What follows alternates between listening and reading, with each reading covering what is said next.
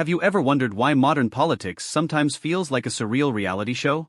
Today, we're diving into a single word that's causing quite a stir in the political arena: weird. The Democrats have decided to label Donald Trump with this seemingly simple adjective. But is it really that simple? Let's unpack this strategy and its potential impact. Hello, political enthusiasts and curious minds. Welcome to another deep dive into the fascinating world of American politics. Today we're exploring a new tactic that's got everyone talking.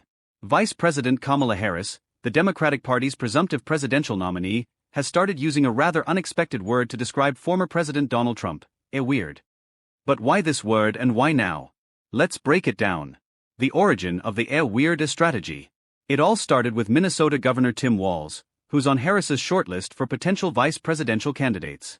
In a moment of Minnesotanized candor, Walz summed up Trump and his running mate in 8 simple words: these guys are just weird. This off-the-cuff remark seems to have resonated with the Democratic leadership, sparking a new approach to describing their political opponents. The power of simplicity. In a world of complex political jargon and long-winded explanations, the word weird stands out for its simplicity. It's a word that everyone understands, regardless of their educational background or political knowledge. This accessibility could be a key factor in its potential effectiveness as a political strategy. Relatability and shared experience. The weird label taps into a sentiment that many Americans, regardless of their political affiliation, have felt over the past few years. It encapsulates the sense of disbelief and bewilderment that has often accompanied Trump's actions and statements. By using this word, Democrats are essentially saying, we see what you see, and we agree it's not normal. The Trump factor.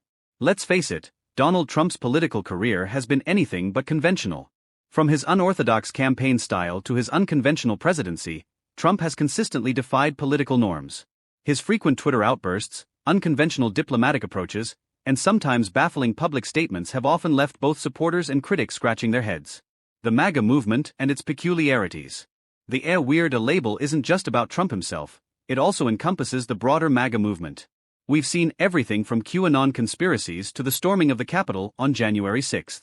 For many Americans who don't subscribe to these beliefs or actions, the fervor and dedication of Trump's most ardent supporters can indeed seem strange or difficult to understand. The contrast strategy. By labeling Trump and his allies as weird, the Democrats are implicitly positioning themselves as the normal alternative. This creates a stark contrast in the minds of voters. Do they want a weird presidency or a normal one? It's a simple dichotomy that could resonate with undecided voters or those feeling fatigued by the constant drama of the Trump era. Potential risks of the strategy. However, this approach isn't without risks. Some critics argue that focusing on Trump's personality rather than his policies could backfire. There's also the possibility that Trump supporters might embrace the weird label, turning it into a badge of honor that represents their willingness to challenge the status quo. The media's role. The media's response to this new strategy will be crucial. If news outlets pick up on the weird narrative and start using it in their coverage, it could amplify the Democrats' message. However, there's also a risk of the media critiquing this approach as overly simplistic or a distraction from more substantial issues. Historical context. It's worth noting that this isn't the first time simple labels have been used in politics. From a tricky Dick Nixon to a slick Willie Clinton, catchy nicknames and descriptors have long been a part of American political discourse. The question is whether a weird will have the staying power to truly impact public perception. The larger implications. Beyond this specific election, the weird strategy raises interesting questions about political discourse in America. Are we moving towards an era where complex political ideas are increasingly distilled into simple, emotive words? And if so, what does this mean for the quality of our democratic debate?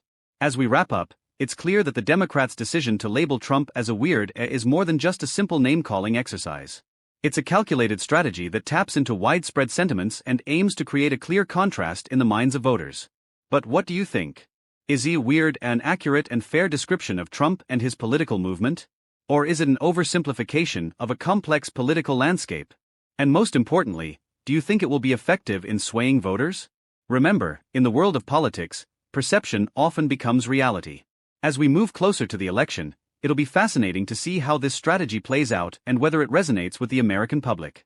Don't forget to share your thoughts in the comments below, and if you found this analysis helpful, please like and subscribe for more deep dives into the world of politics. Until next time, stay curious and keep questioning.